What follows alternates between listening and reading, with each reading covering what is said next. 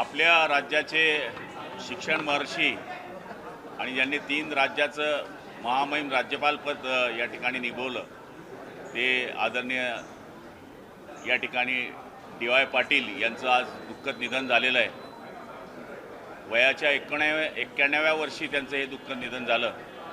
त्यांनी आपल्या राज्याकरता खास करून पश्चिम महाराष्ट्रामध्ये ज्या काळामध्ये शिक्षणाची गरज होती त्या काळामध्ये शिक्षणाचं जाळं उभं केलं आणि एवढंच नव्हे तर त्यांना ते करत असताना राज्यपाल या पदावर सुद्धा बिहार असेल, पश्चिम बंगाल असेल किंवा ओडिशा असेल या 3 राज्याचे महामहिम ते राज्यपालसुद्धा राहिले। त्याचबरोबर त्यांना पद्मश्री पुरस्कारसुद्धा केंद्राने या ठिकाणी दिला होता। अशा या स्वातंत्र्यवीर आणि त्याचबरोबर या राज्याचे आदरणीय शिक्षण महर्षी यांना मी आपल्या सगळ्यांच्या वतीनं भावपूर्ण आदरांजली अर्पण करतो।